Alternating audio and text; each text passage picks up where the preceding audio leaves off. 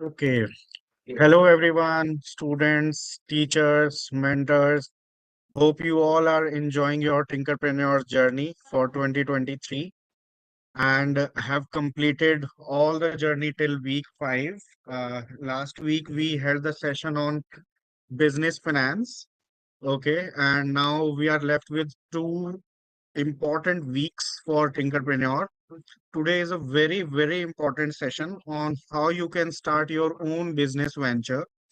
Okay, and your beloved mentor, Kiran Kumar, sir, is here to take this session. Welcome, sir, for this session. Thank you, Shubham. Thank you very And much. I hope all of you students are religiously following all the structure of Tinkerpreneur. 2 more weeks are left, and I hope you are as excited as our AIM team are. Please note that our last session is scheduled to 24th of July, but don't worry, you can submit your projects till 6th of August. Okay, so you still have around 20 days of time to complete all of your Tinkerpreneur journey and learn all these exciting digital as well as entrepreneurship skills. So without further ado, over to you, Kiran sir, for this very important session. Thank you, Shubham. Thank you very much. Hope you can hear me loud and clear. Yes, sir. Okay, wonderful. So, good morning, good afternoon, everyone. So, I'm really happy to be talking to all the Tinkerpreneur 2023 participants. And this is a very important session, as Shubham just mentioned. So, what we are going to do today is to bring together all the things that you have learned in all these weeks and then see what we can do next. So, that's the whole focus of this session and how you can take the journey forward, what you can do this week as well as what you can do going forward as well. So let me share my screen and then we will get started.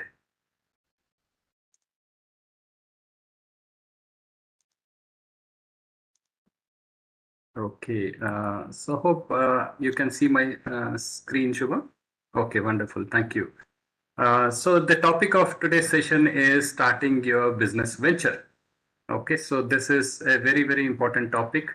Everything that you have done so far finally boils down to starting your business venture. Okay, so basically, I'm Kiran Kumar, as Shubham already introduced me. By profession, I'm an IT professional with about 28 years of work experience.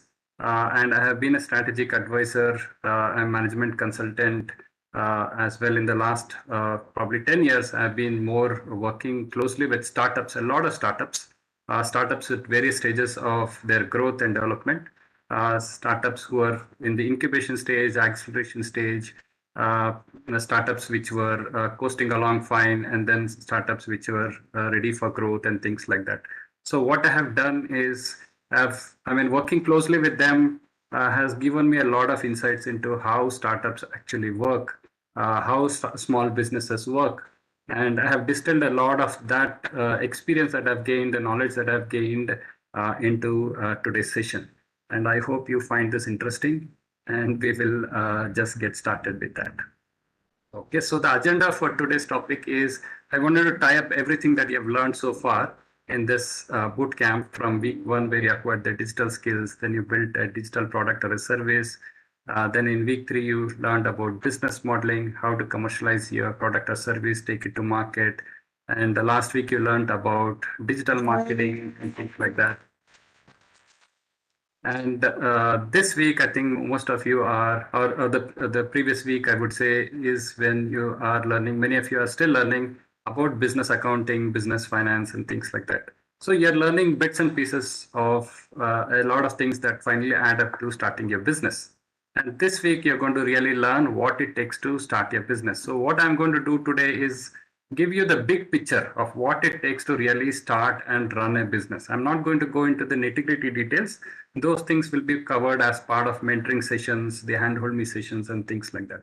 So I'll give you the bird's eye view, which you can use as a roadmap to see where you can take your startup or your business forward.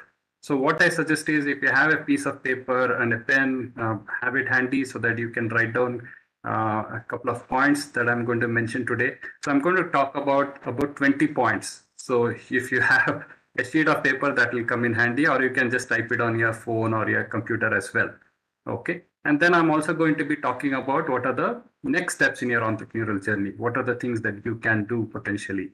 And I'm going to give a small glimpse into what is the startup scene in India today. What are the opportunities for budding entrepreneurs in the coming decade and things like that? Because many of you are still in school. By the time you finish college and come out, a whole lot of things would have changed. The scenario, the economy would be probably quite different. So you need to know how to take advantage of all those opportunities as well. So this is the agenda for today, and let's get started with a few basic definitions first, so that everybody understands a few common things properly before we understand how to start a business itself. Okay, so first is, what is a business? Let's start with some basic things. Basically, a business is nothing but it's, you can say, it's the set of activities that you undertake as a tinkerpreneur or a businessman or a businesswoman uh, to produce, market, and sell your products in the market. And the whole intention is to make some profit out of it. Of course, you do have to provide some value to your customers through your products and services. At the same time, you also want to generate profit, because profit, without profit, a business cannot sustain. So you can say a business is a vehicle which allows you to commercialize your products and services, and in return, you're going to make some profit. The profit is the money that you get back. Okay, so this is a very simplistic definition of what a business is. And if you look at the types of businesses, there are traditional businesses that many of are used to, and then nowadays we have these online businesses as well. So what are traditional businesses? Traditional businesses are those businesses where you have, let's say, a physical space or a physical location where the business is actually located and it runs from, and you have your product and services out there in your business. You probably have some staff or employees working in your business, and maybe you even have a store where customers come in, they can look at the products and they can buy your products and services, they can pay money for it, and they can take it home. So that is how a traditional business would work. And many things that you see on your neighborhood streets or in the buildings, they're all small businesses. Many small businesses out there are traditional businesses as well. And of course, larger businesses also, many of them are traditional businesses. But nowadays, we see something called as an online business. What is an online business? It's something that you, it's a business that completely runs online, or it runs on the internet. What do we mean by this? A business that runs on an internet probably doesn't need a physical building or an office space to operate. It may or may not have many staff.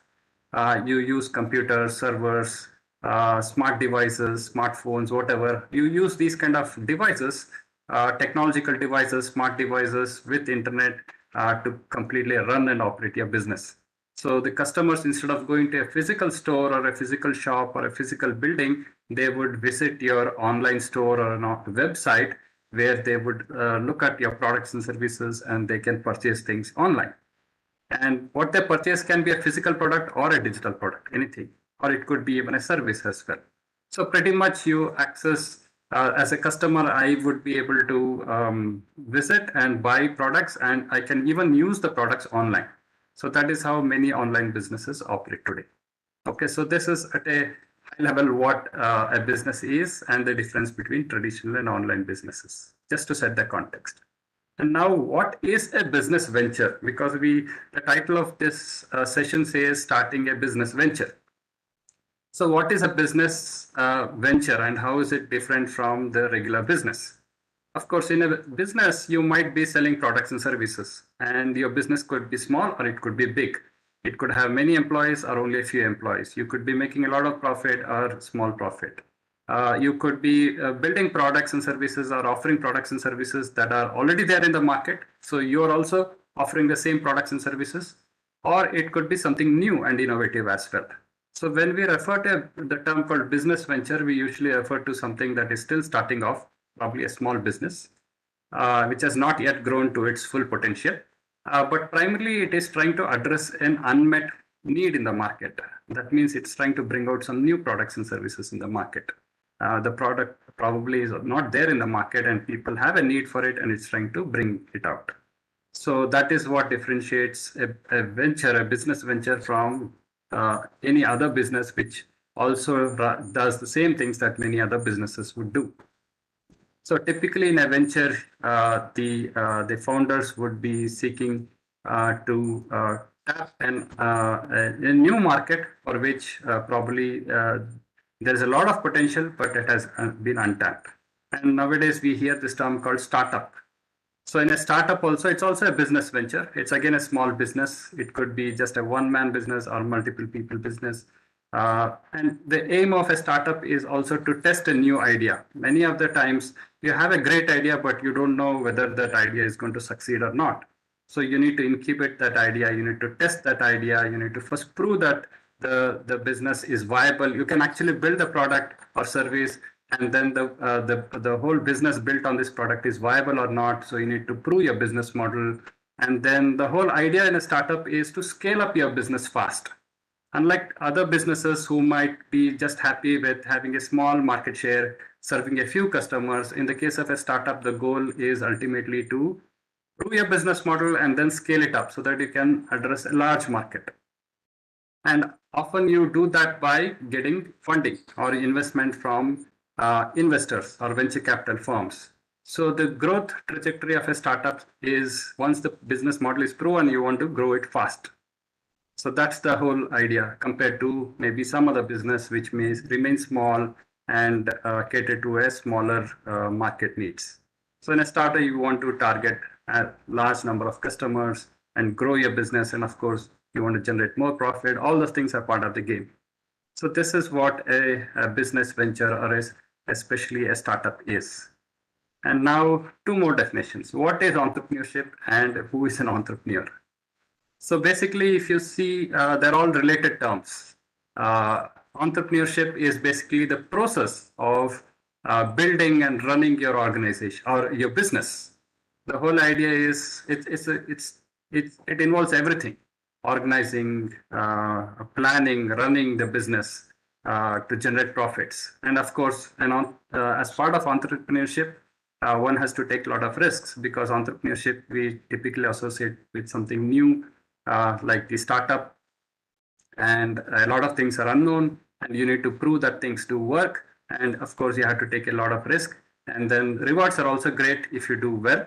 And who is an entrepreneur? An entrepreneur is somebody who starts or owns a business. That's as simple as that. So anybody can be an entrepreneur. Today, we have a lot of young entrepreneurs coming out in their 20s and even 30s. Earlier days, it used to be people in their 40s and 50s who would start their businesses. But nowadays, very young people are starting their businesses. And you know what? Even there are child entrepreneurs in India today. A lot of child entrepreneurs who are in their 13 years, 14 years old, 15, 16, 17-year-old children are starting their own tiny entrepreneurial ventures. So they're also entrepreneurs. So with this, a few definitions, let's now figure out what it takes to start your business venture. But I've divided this whole discussion into two parts. One is, what are you going to do before starting your venture? Basically, what is the foundation that you need to lay before you start your venture? And then once you start your venture, what are the things that you can do? Okay, so let's start with the first few things. So first thing is to make sure that you lay the foundation before the actual action begins. Okay, before the actual business starts running, you need to lay a few basic things right. So first thing is, you need to be very clear of what are the reasons why you want to start your business. Of course, I'm going to go in detail, but I'm just going to give you a bird's eye view here of what are the things that we are going to consider. And the second thing is, you need to be clear about what is your offering, what is that you want to try to bring to your market, what is the value addition that you're trying to bring, and whether your idea or the product or business is viable at all. And do you have a clear plan of how to start your business? And of course, there are certain legal aspects that you need to consider as well. If it may or may not necessarily be valid right now, but some things may be as you start growing your business. And if you start taking your business seriously, you need to consider a few legal aspects as well. And funding is one of the other crucial things. You need money to start and run your business. Today, you might say, okay, I don't need any money. I can use free tools. But when you start really running your business, you need funds, money. And of course, registering your business itself. There are many types of ways to register businesses. There are different types of business entities you need to be aware of. And finally, where are you going to start your business? How are you going to run it? So all those aspects we are going to look at. And then we will cover this in a little more detail now. And then we'll see what you're going to do after we start the business. So let's start with the basics. So first things first. So you need to figure out some of the basic things. You need to be clear of why you want to start a business. So what drives you? What is your motivation for starting your business? And you need to answer some of these basic questions very clearly upfront. Otherwise, you may make a lot of mistakes along the journey. Okay, and you need to know what are your skills, what are your talents, what are your knowledge, because you will need to utilize a lot of these skills and talents and knowledge that when you start your business. And what exactly do you want to achieve by running your business? And how and when do you plan to achieve your goals? What is your roadmap? By when do you think you can achieve it? So first of all, you need to have the right skills, and you need to have a clear direction or a purpose to achieve your business goals. And then you need to bring a lot of passion into starting and running your business. So if these basic things are lacking, you will find that going very hard. And when the tough time comes, you might actually give up if you really haven't thought through all these basic things.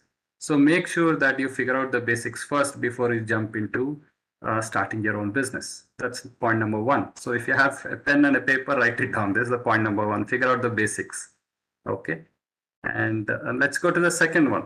The second point is basically be clear on what you're planning to offer the market.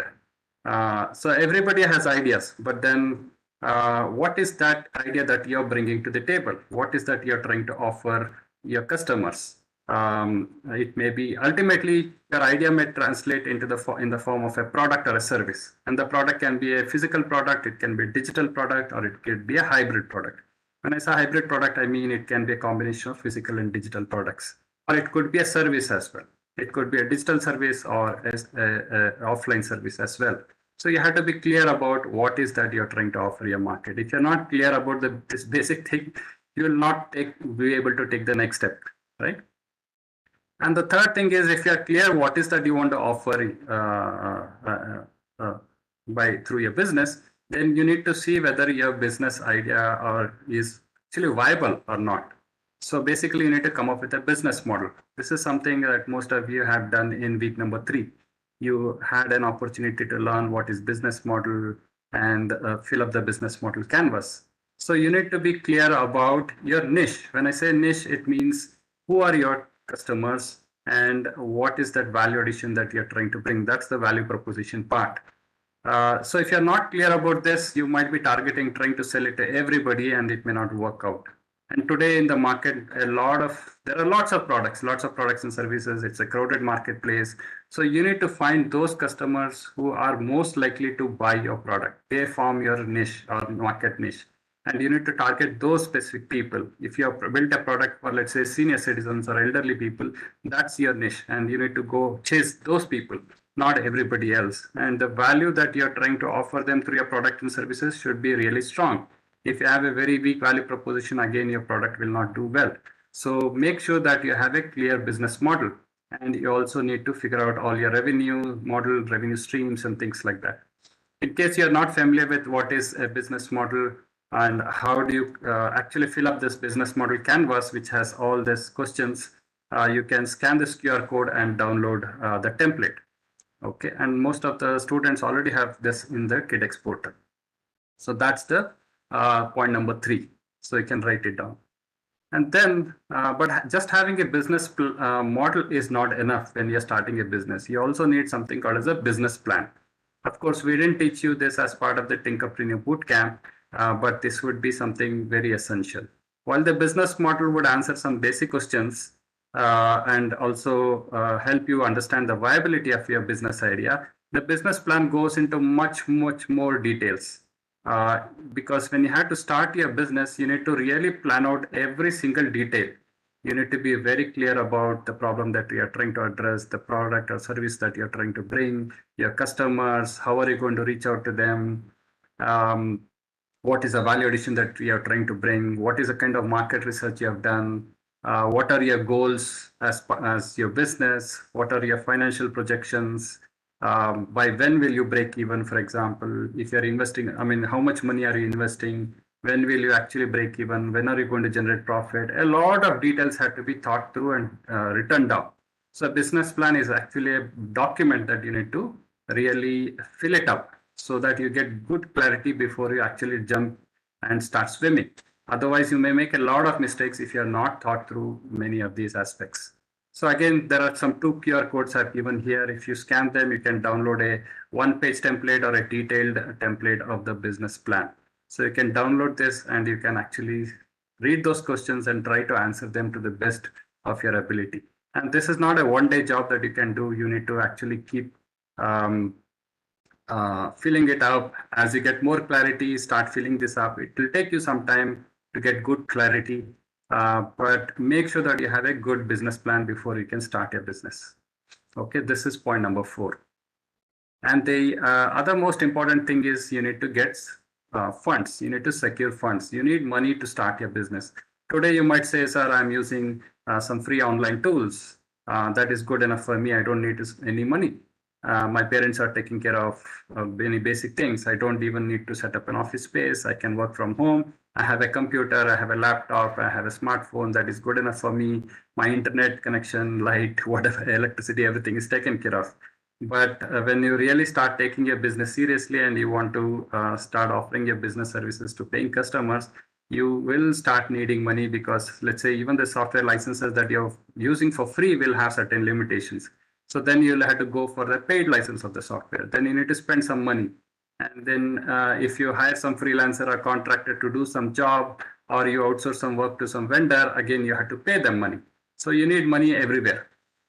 So how do you secure funds? One is if you have your own little money, you can spend it. Maybe your parents give you some pocket money. You can utilize that. Or you can take it from your own parents. You can ask and borrow money from your parents or family members or friends. Or if you're an adult, you can also get personal loans. Or if you are really serious, maybe you're above 18 years, you can try some of these things. You can get some small business loans as well. Banks and other establishments can give you small business loans. And some organizations even gives you grants. Grant money is something you don't have to return it, but it's subject to a lot of conditions that you meet certain milestones, and certain organizations which are helping you incubate or accelerate your business idea can actually give you grants, and you can use that grant money to actually start your business. Or you can crowdsource funds. Today, nowadays, you can take money from a lot of people around, a small amount of money from many people, and that adds up. And today, even movies are being made with crowdsourcing model. So there are many ways to source funds for your small business, or you can get trade credits. In trade credits, you can actually buy some products and services that your business needs, but you can pay the suppliers at a later date. So you get some time frame before you can actually pay. So you might actually take something, build some products, sell it, make money, and then pay the supplier. That is one way to do it. And there are also private equity firms and venture capital firms who can actually offer you funds. But right now, at this stage, when you're just starting off, that may not be the right approach to go and get some funding from them. They may come later. But this is just for information sake. So you know that there are various agencies, organizations, and entities who can actually fund your business to help you get started. Maybe you can go to a VC firm much later when you are probably at a growth stage. If you go too early, it may not be suitable to get your funding, because you also need to give a part of your ownership of your business to some of these firms. So it entails a lot of other complexities. Okay, so just know that these are some of the funding sources. And then the next most important thing for you to know is what is the type of business entity that you need to start. So when today, in India, if you want to run some small business, a tiny business from your home, you can do that. You don't have to register with the government. You don't need anything. You can just run as a small professional. You can be building some app, you can be putting that app on a Play Store, and you can be making some money on the side, or you can write an ebook and publish that ebook on Kindle, and you can be making some money there. Those are very tiny, small businesses, you can say.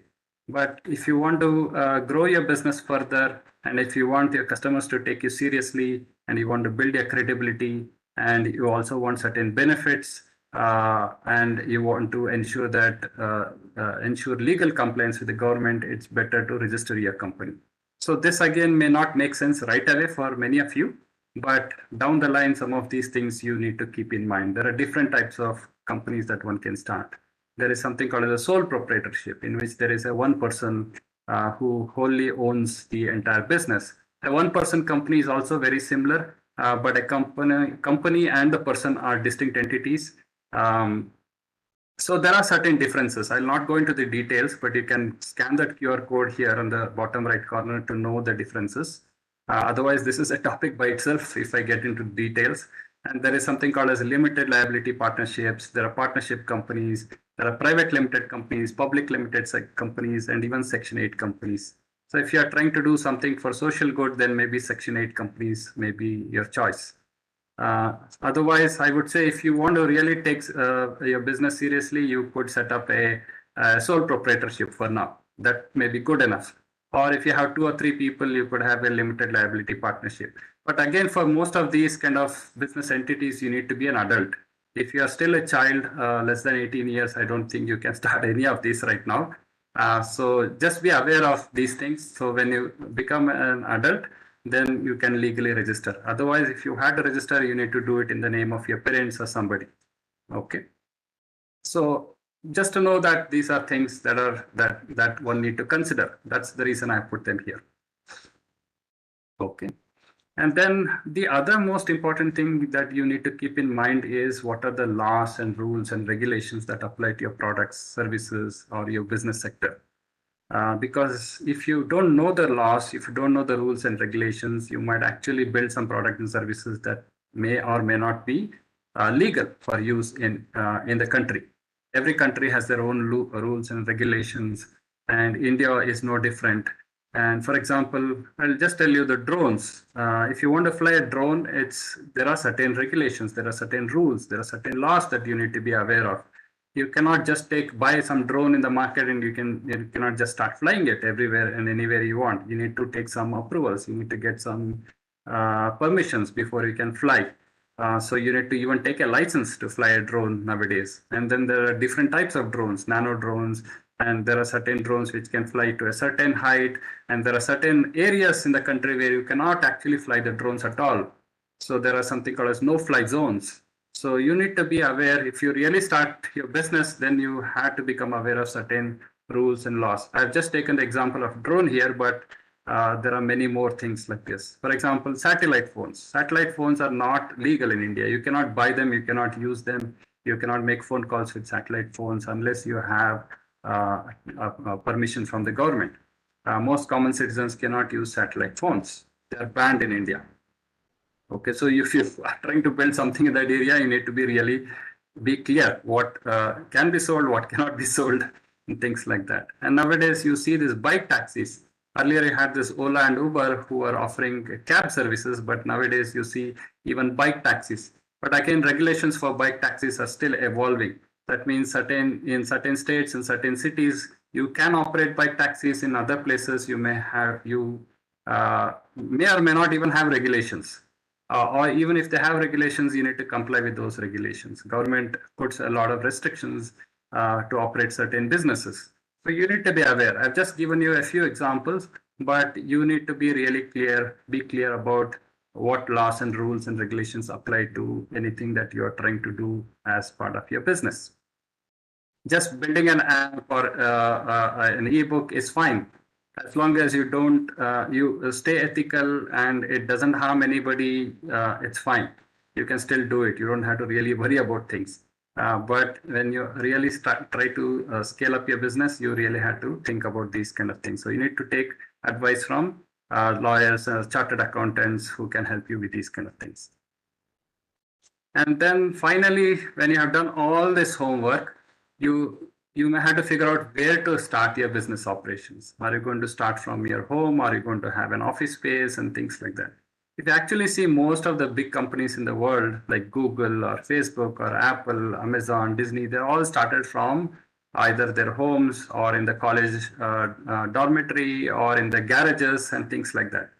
So many actually, so you can see that many of them started very small in a car garage, for example, or they were sitting in their homes and they started their business from there. So you can also do likewise. You don't necessarily have to rent an office space or anything. If you have a table and chair to work with and a computer today, you can start your business. It's as simple as that, and you just need a phone, and that's it. Nothing more than that. Um, so having an office building and all those things are not really required. You don't even need an employee. You don't need to hire people if you're just starting off. So you all those things can come when you actually start growing your business, not right away. Okay. So now that you have understood some of the basic things of what it takes to lay the foundation to start your business, now we will see what is that you can do once you start off your business itself. Okay. So we will see what it takes to run the day-to-day business operations. So now that you have a space, let's say you have started from your garage and you have worked out all the basic things and you have just started your business operations. So what are some of the most fundamental things that you need to worry on a day-to-day basis? Of course, these are not the only things. There may be many more things that you need to worry about, but I've highlighted some of the most essential things. One is production, or maybe building your manufacturing your product. Um, if it is a digital product, you may be using a computer and some software and laptops and online tools and platforms to build your products and services.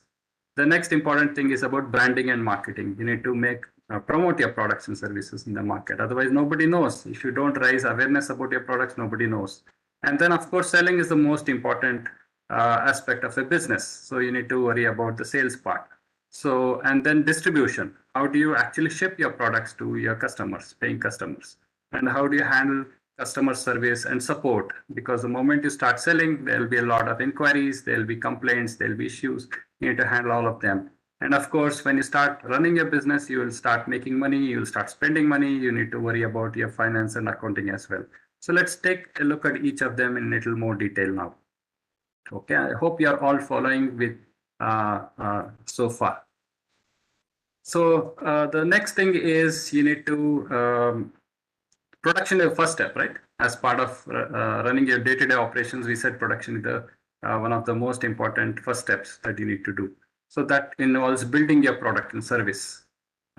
Still, it is market ready. So many of you, what you're trying to build now may be very early stage of your product. We also call it as a product MVP or a minimum viable product. But there is this very beautiful process or an approach called design thinking. You can actually use this approach to actually build and enhance and refine and polish your product so that it becomes market ready. So in the design thinking process, it's basically a 5-stage process. You need to clearly understand the problem of people, the needs of the people, because any product that you build will ultimately be used by people. If people don't have a need for it, you cannot build a product. So that is very crucial. So your product should have a desirability. It should have a desire or a need among the people. So you need to first of all understand their needs and the problems that they're facing. Then you can clearly articulate what is that problem that you want to solve. Out of many problems that you may have identified, you need to define one clear problem. And then ideation is a stage where you actually look at multiple ways of solving the problem. And finally, you might discover that, okay, this is the right approach to do it. And then you might actually build an early version of your product, which is called as a prototype. A prototype will help you to test or validate your idea, the solution part of it, and see whether that solution actually addresses the needs of the people. And you test that and you iterate again and again, refine it. Ultimately, it becomes a product. Of course, converting a prototype to a product involves many other things like product engineering, manufacturing, many other things. But in the interest of simplicity, I've just showed you the design thinking process.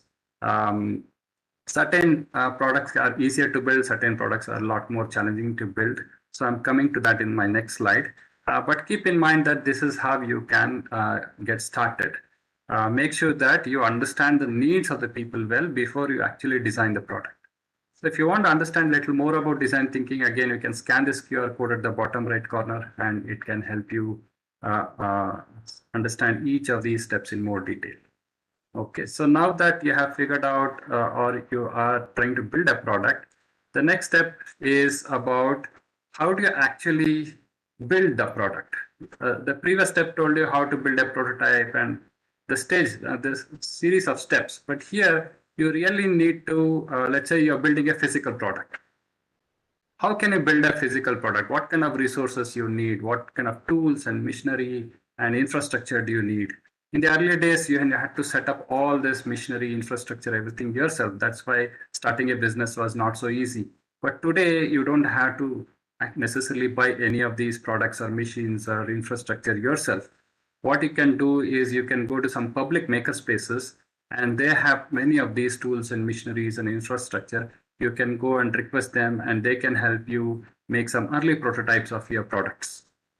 And you can refine it a number of times, and they charge you for these machines on an hourly basis.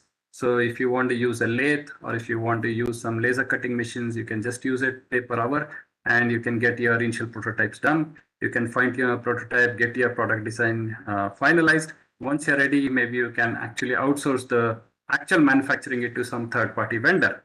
A vendor is another company who actually can manufacture and give the products to you for actually selling. So you don't really have to build everything yourself. You can just focus on a few basic things and outsource some of the other things to other people.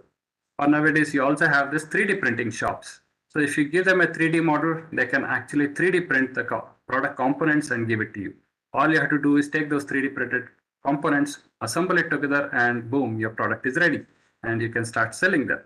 So there are many tools and technologies and platforms and machines already available out there. You don't have to buy them.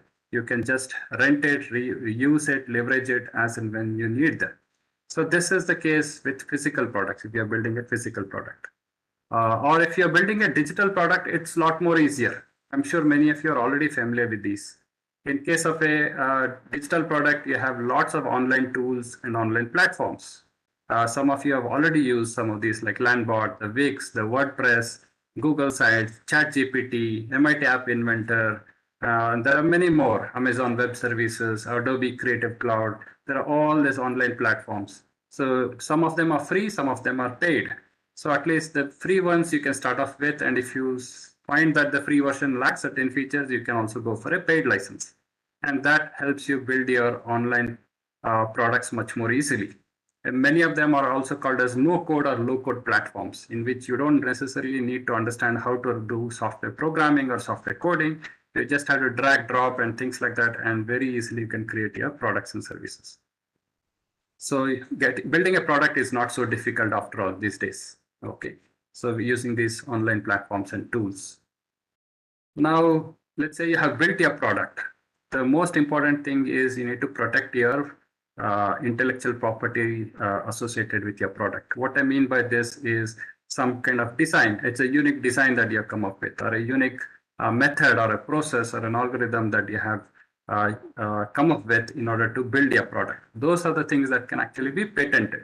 So make sure that you file for patents. Or if you are building a brand, then you might have created a brand logo or a brand name.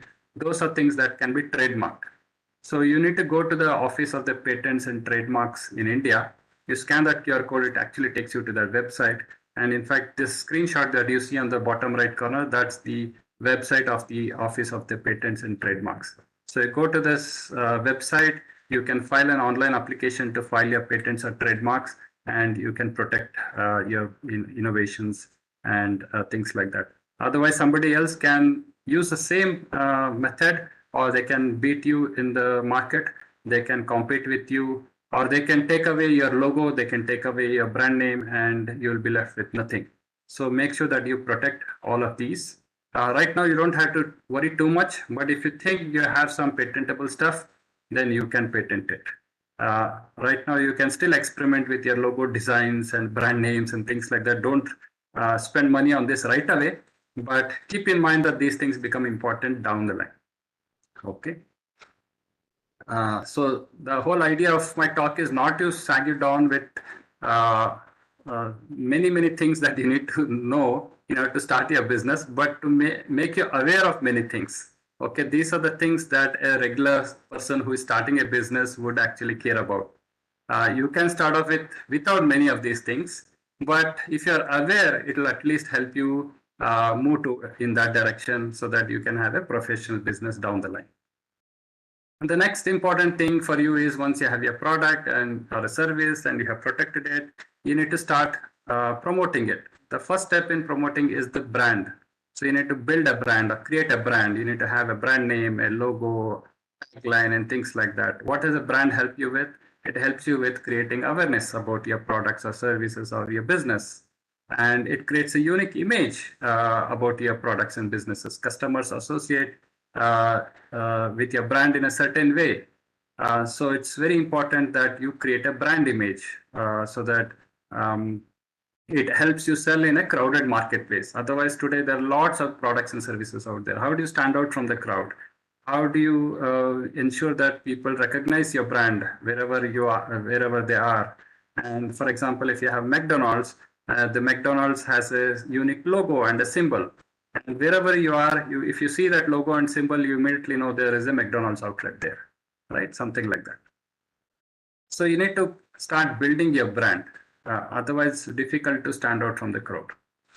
And once you start building your brand, you can use that brand in all your marketing activities. And to market your products and services or your business or your brand, there are lots of online tools and platforms out there. I'm sure in week number 4, many of you have already used some of these products and tools. For example, Canva is a very interesting tool using which you can create flyers and brochures and posters and things like that. You can even use it for creating your own logos, right? So, and how do you actually run your marketing? You can use YouTube, for example, to market your products. You can put some videos about your products and services. Or you can use Facebook. You can put some posters about your brand, about your business products and services. Or you can use Twitter, Instagram, or you can send out your flyers by email to people. Or you can today use even WhatsApp as well. There are multiple online ways of marketing your products. All these are called digital marketing. Unlike traditional marketing, which will probably use some printed material, printed flyers that you see people giving you handouts at the street corners, that is all traditional marketing. That costs you more money because you need to really get it printed on a physical sheet of paper and things like that. In digital marketing, you can use lots of free tools, or lot of social media platforms, emails, YouTube. Many of them are free, right? So you can just use them to promote your products very easily. And you can be very creative in these. And I also would encourage you to run a marketing campaign to improve your sales. Just merely because you are promoting your product, marketing your product may not get you enough customers. So you need to really attract customers to your products and services. How do you do that? For that, you need to run an intense set of marketing activities, which we call as a campaign. This could be like short duration, but they are very intense and also coordinated set of marketing activities. So what I mean by that is you start putting some posters, let's say, on Facebook. At the same time, you put an ad on YouTube or a video on YouTube about your products and services. And similarly, you might put some ads on a website or on your blog, or you write a blog about it. So using multiple online and offline channels, you can be trying to promote your products at one go. And then the whole idea is to try and get the attention of many people in that short span of time, and you make them come to your business. How do you make them come to your business? One is you can give the links to your online store or your website and make people click on those links and come to your online store. The other way to do it is you can also run some marketing campaign games, for example, spin wheels and scratch cards. So you can put some Facebook poster, and the poster contains some link or a QR code, and somebody clicks on it or scans the QR code, it takes them to your campaign game. And in the campaign game, what you can do is you can collect the phone number and email address of the people who are playing that game first, because it will help you to contact them later. And then you allow them to play the game. Once they play the game, maybe you give them some prize. And what is the price? You could give them from free merchandise like t-shirts, coffee mugs, caps, and things like that. Um, so that is a free merchandise. The merchandise can have the logo and the brand name of your product and services or your business, and it helps you to market it even further. The other way is you can have some coupon codes and discount coupons given to the prize winners. So you can ask them to go to your online store and actually put the discount coupon, and boom, they get some discount in buying your products. So you are basically enticing people to buy your products through these marketing activities, marketing campaign activities, whether it is a scratch card or a spin wheel or the merchandise or the coupon codes. All of these will help you to attract more customers and improve your sales ultimately. So this is something, the marketing campaign is something that you need to do, keep doing from time to time, especially if your product is targeted at consumers, compared to if you're targeting your product at businesses. These things may not be so relevant, but if you're targeting for regular consumers, then these things make sense. Okay, so that's about the campaign part. And finally, when you have to make the sale, you need to get the people to come to your own store. If you're selling a physical product and service, maybe you could sell it in a physical store. But most of you in this boot camp are creating digital products. So for digital products, of course, you can have a physical store or you can have an online store, as we discussed earlier. But an online store would make do for most of what many of you are building. A non-digital product or a digital service can be stored in sold on an online store.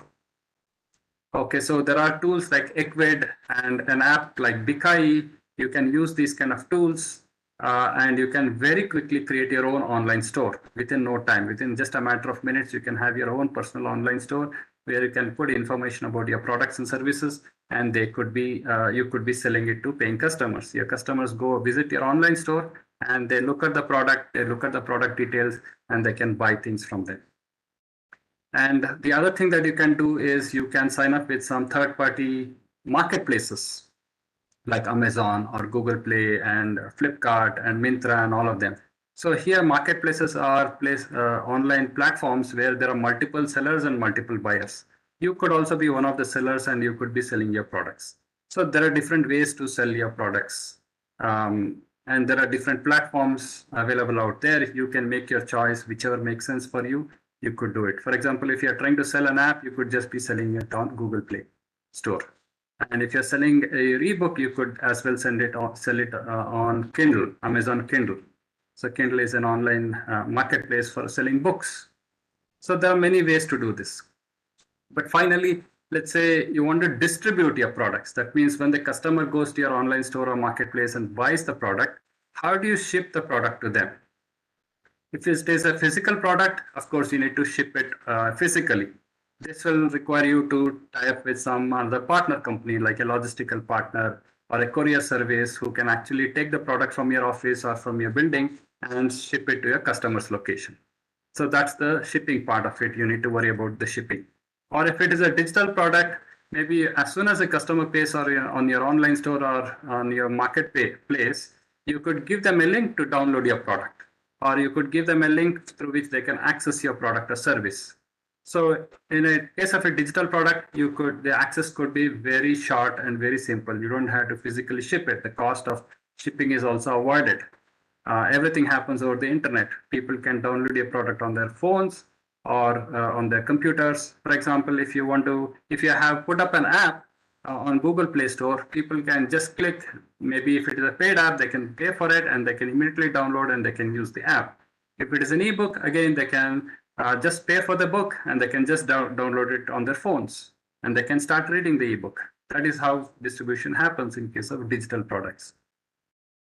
Okay, the next most important thing you have to worry once you start your business is about the customer support and service.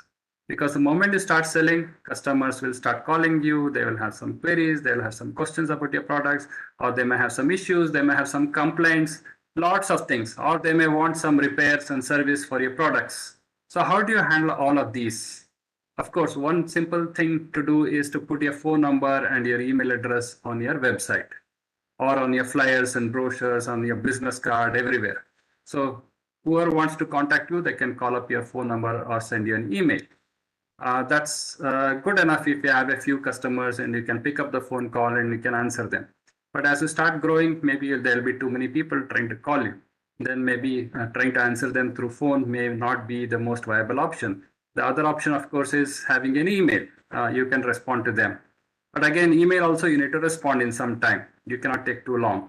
Nowadays, what many businesses are doing is they are integrating chatbots with their websites. The chatbot can automatically answer some of the frequently asked questions from customers or people who are interested in buying your products and services. And it can give a lot of information. You don't have to answer everybody's questions. Or if some people want to submit some feedback and things like that, you can have a form on your website in which they can go and submit their complaint or whatever feedback about your products and services. That's also possible.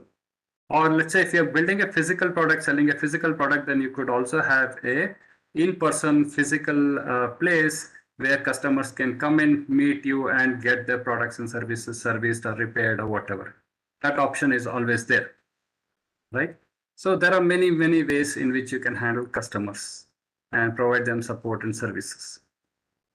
And the last of the 6 or 7 topics that I mentioned earlier was about managing your business, finance, and accounting. Today, you don't have to necessarily hire the services of a chartered accountant or a accounting professional to manage your small business. So, I mean, in the previous week, you have been learning about business accounting concepts, revenues, expenses, payables, receivables, and things like that. All of these can be very well managed with a simple mobile app or a web-based app.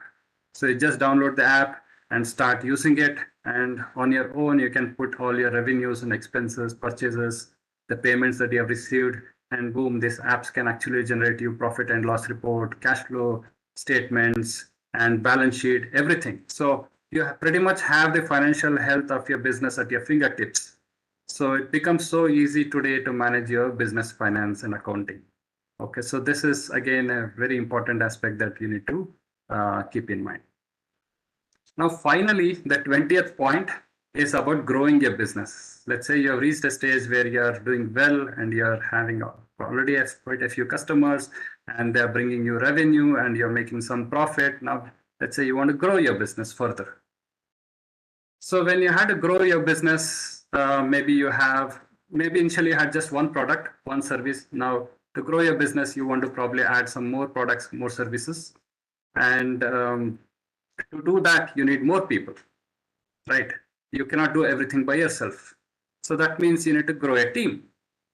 If you have to grow a team, then you need to hire people, or maybe you have to get some freelancers or contractors to do some of the job, or you need to outsource some of the job to vendors. So building a team is one of the most important aspects when you have to grow your business. The other important thing is when you have many people coming on board and they want to, you have to make them work together.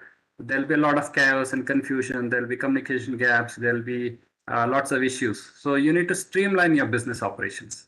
So what I mean by this is you need to put up a process saying that who has to do what job when and what in what sequence, whose job will go to the next person and who will be the next person doing what job.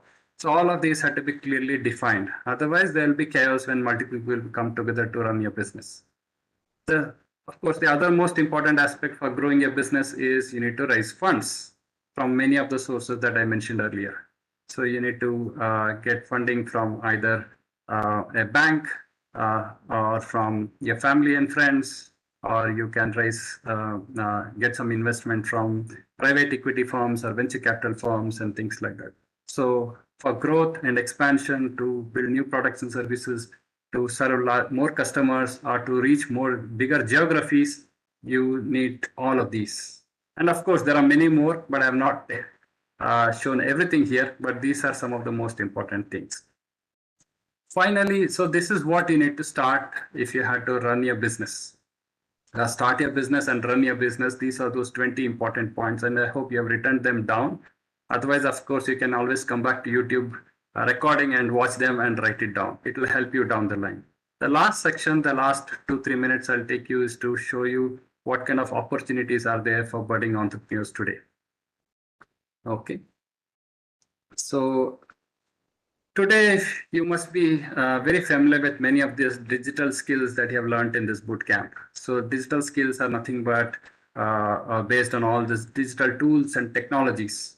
And there are many emerging digital tools and technologies that are creating new opportunities for entrepreneurs, because these tools and technologies enable you to create very innovative and new products and services, whether it's artificial intelligence, blockchain, IoT, robotic process automation, voice assistance, cloud computing, augmented reality. There is also genetic prediction, 5G is coming, quantum computing is already there. So many, and there are more products and more technologies already coming into the market. And they're at various stages of maturity. So you need to tap these new products, new technologies to build new kinds of products and services. So there is a huge opportunity out here. And if you see, the business startups are on the rise. I mean, in our country, way back in the year 2005, there are only a few hundred startup companies. But today, I think there are more than 58,000 startups in the country as of 2022, as per this chart. So India has been seeing a massive growth of startup companies over the years, and it's been successfully growing, and every minute new startups are getting added.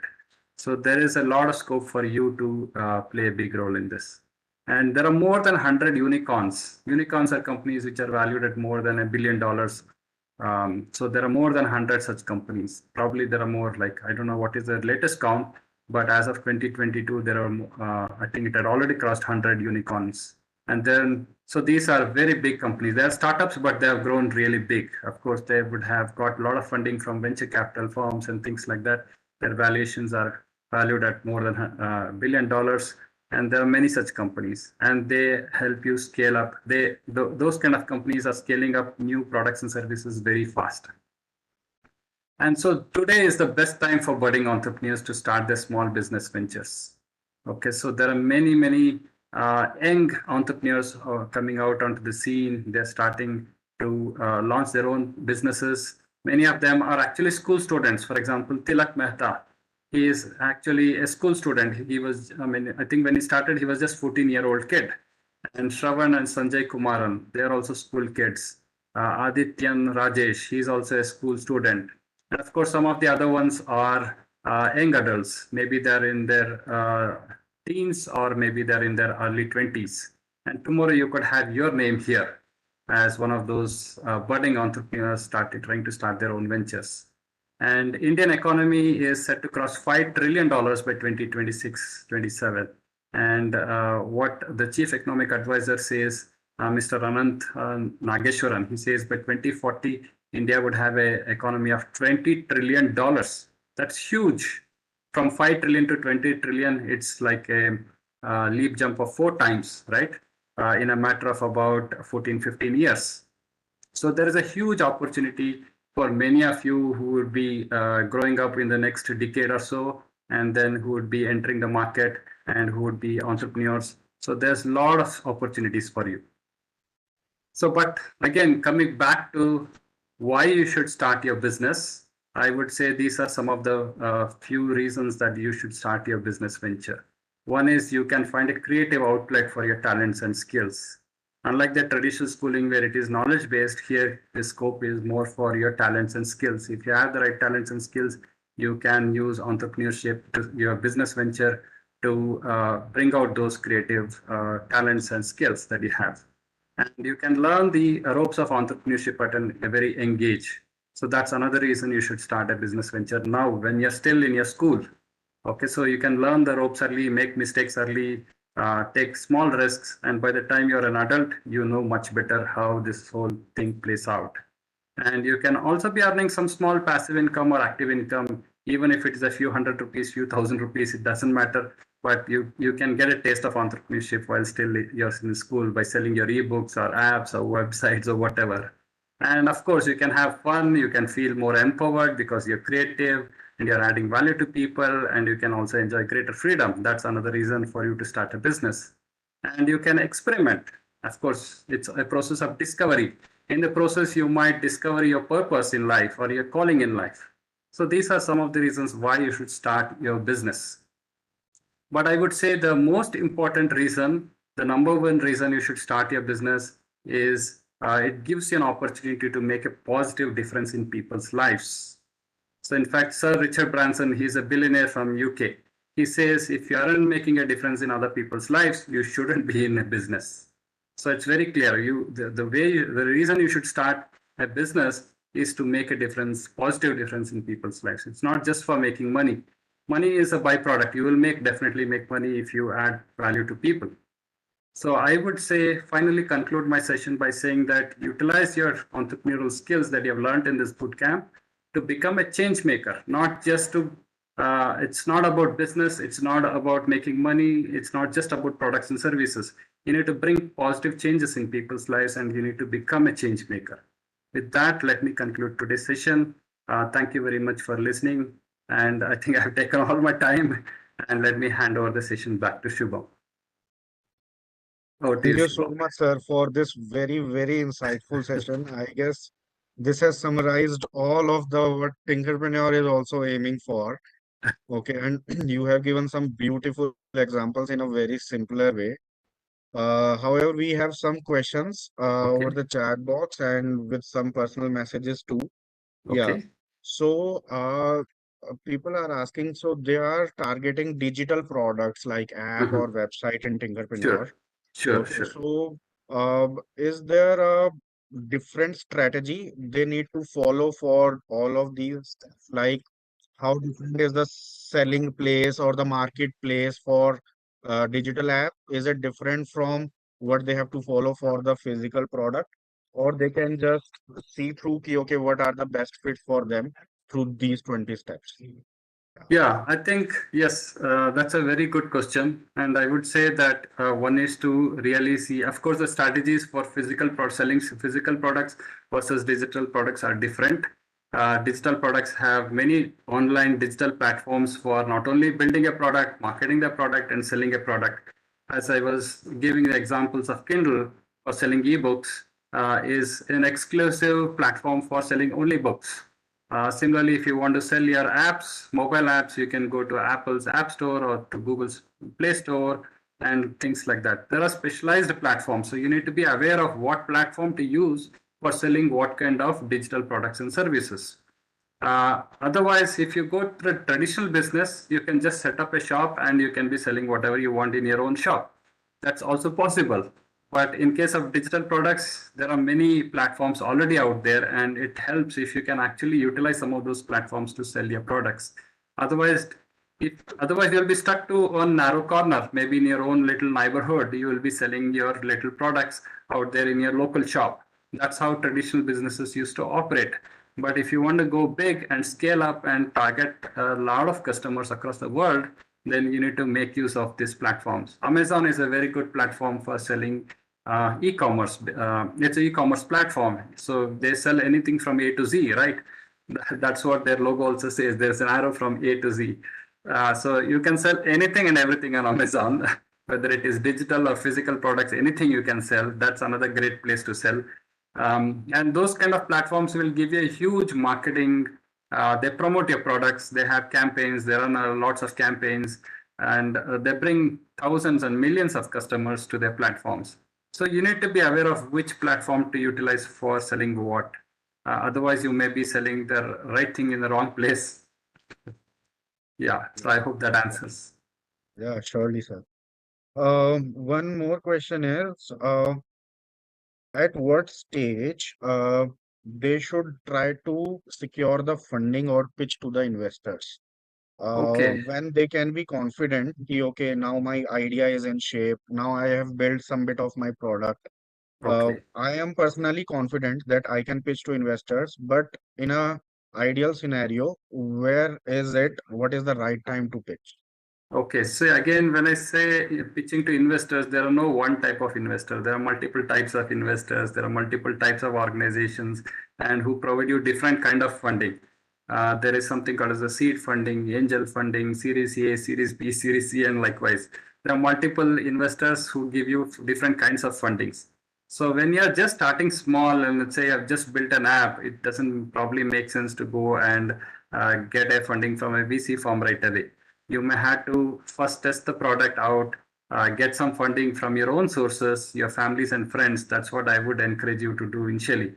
Um, and then get to a product to a stage where you already have quite a few customers and it is selling and it is making money, your business model is proven, and that is a stage where you can actually go out and seek funding from established investors. Of course, there are some areas in which these investors can also help you validate your the business model, because you may not be able to put all the money by yourself. Some products are expensive to build. So you need to go to some incubation centers. There are incubators, business incubators. If you go with a good idea, pitch it to them, they can actually give you funds to incubate your idea. So what incubation involves is they help you to build the product to a certain stage, maybe an MVP or slightly beyond the MVP. And then business accelerators, they help you to take your business closer to the market, or they help you reach the market and get you some customers, to paying customers as well. And then the third stage is where you have to actually grow your business, scale it up.